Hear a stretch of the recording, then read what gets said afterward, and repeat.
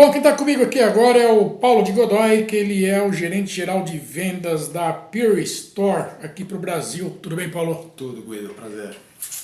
Paulo, diz uma coisa. Eu vou pedir inicialmente que você me dê uma geral da Pure Store, quantos anos ela tem, tá? Só para posicionar o público, né? Ok. E com o que ela trabalha efetivamente. Quer dizer, ela é uma empresa americana, quanto tempo que tem e tudo mais, tá? Como é que... É uma empresa americana, nascida no Vale do Silício, Mountain View. Foi criada em 2009 por os dois principais fundadores que vieram, o John Koss, que veio da Veritas, e o John Hayes, que veio da Google.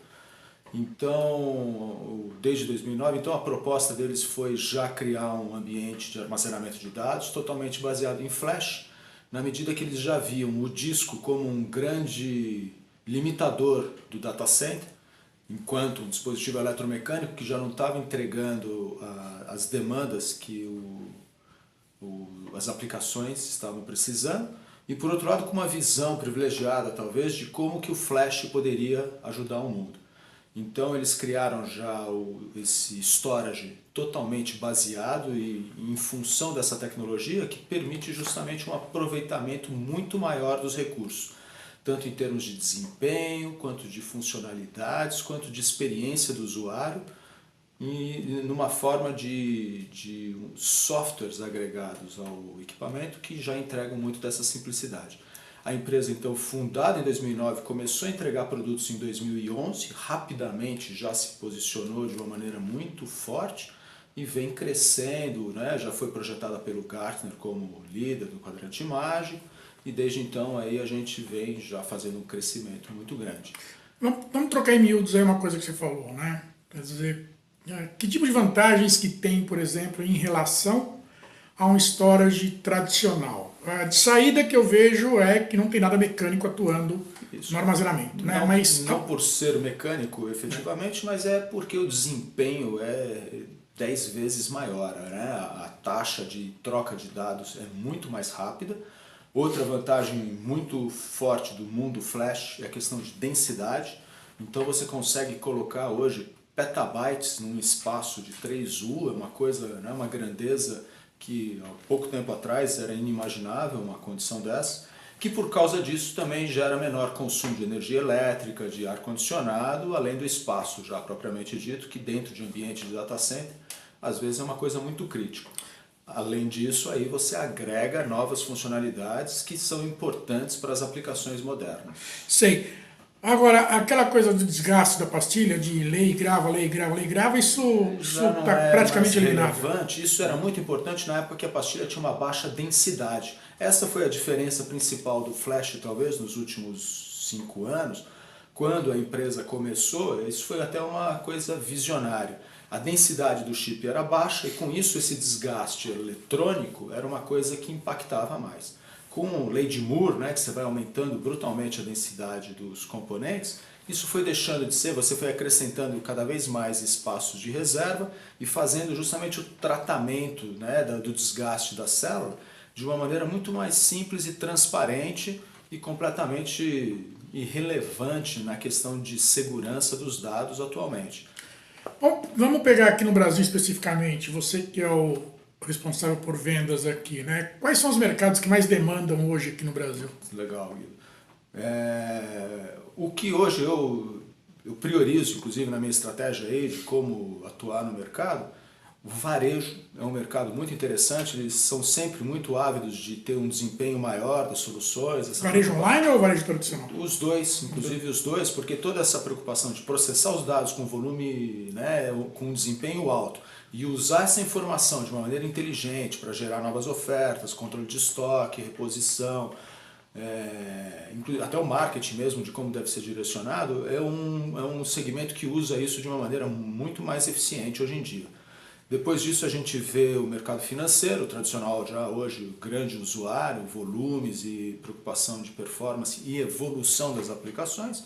Data center é um mercado que também é natural, até por causa da demanda cloud, que tem aí uma aderência maior com o mundo de flash. E por fim, é um mercado um pouco mais específico, mas que para mim aqui tem dado bom resultado, o mercado de saúde, que tem aí uma demanda de crescimento, o uso dos dados de uma maneira eficiente para o negócio.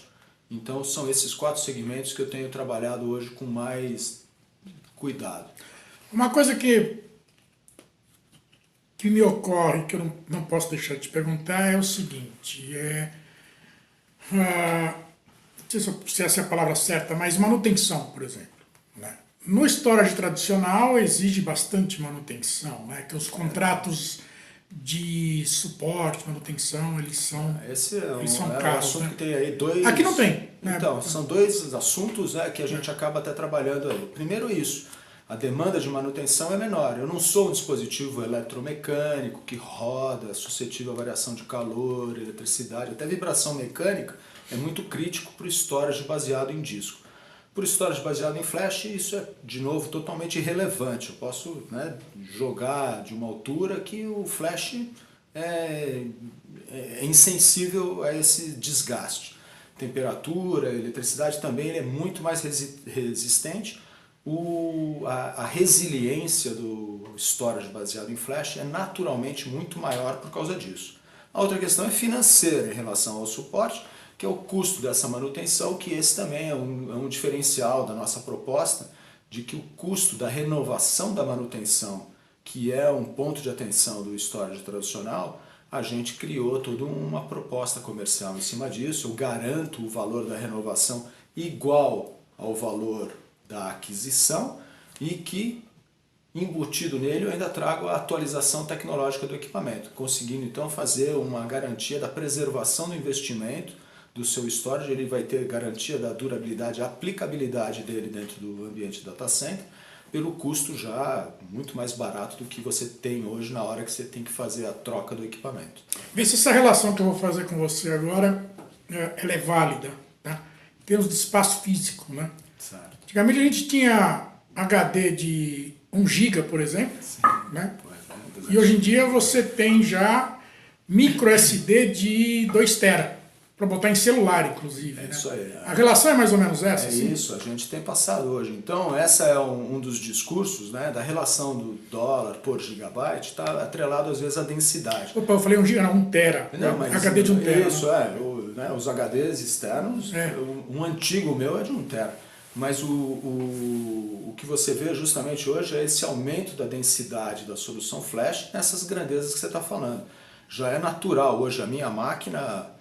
Eu já tenho lá, desde a menor memória de 500 GB, já estou oferecendo no mercado memórias de 4 TB, 8 TB, já com a previsão do 16 TB e já vendo a próxima de 32 TB. Um chip, né, uma memória flash, que é o que você usa de unidade, Sim. entregando 32 terabytes numa única pastilha, né? E isso, inclusive, já trazendo os próximos movimentos de renovação do storage, ao flash já.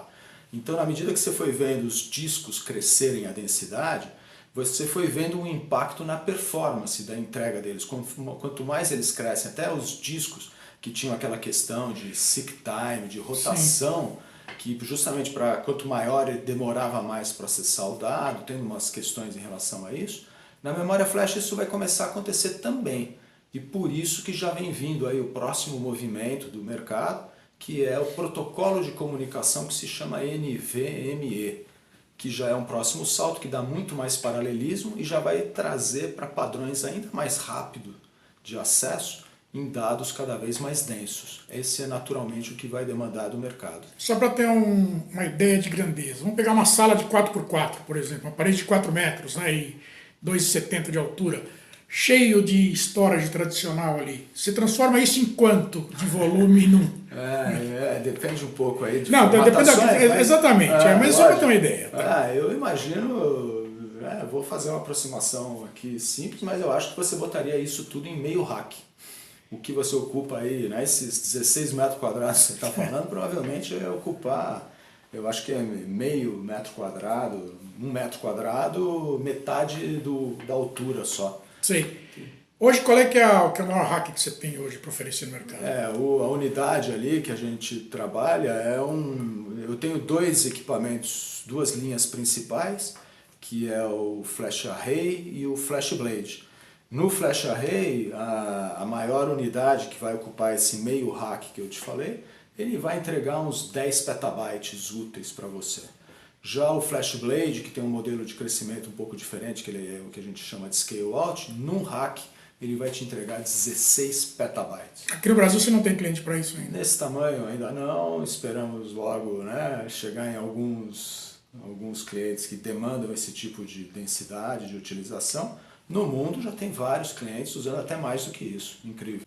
Agora, para a gente finalizar aqui, em relação a faturamento, tá? Quanto você faturou no último exercício, Certo. que já pode ser falado, e qual é que é a tua previsão de crescimento? Quando eu falo tua previsão de crescimento, Da Pure Storage. da Pure Storage, né? Não só Brasil, né? Claro. É o que vocês discutem internamente, né? Sim.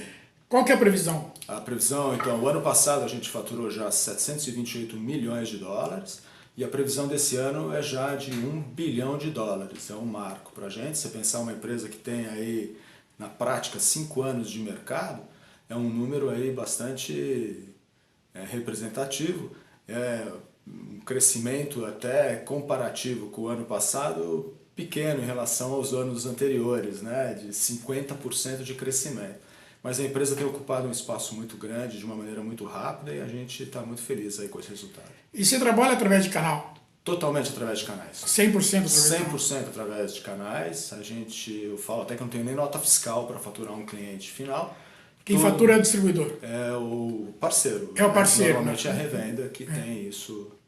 Que A faz importação esse é feita pelo... Eu tenho o distribuidor, pelo distribuidor, que né? faz a importação, e a revenda, né? É um modelo tradicional do mercado de distribuição e revenda. Sim. O suporte disso fica por conta de quem? Também dos parceiros. Da Pure Storage. Então a gente tem toda a estrutura de suporte no país para poder entregar aí toda uma qualidade de suporte, inclusive, que é uma coisa que a gente se orgulha e faz muita propaganda dele. Reflete, inclusive, num índice de satisfação dos clientes, que é o Net Promoter Score, que a gente tem uma nota ali que é histórica, inclusive, dentro do índice. Tá bom, Paulo. Paulo, eu quero agradecer bastante a tua entrevista para mim aqui. A tua agenda está apertada, eu sei disso. Muito obrigado. A gente volta a se falar oportunamente. Obrigado, Guido. Um prazer aí estar aqui com você. Igualmente.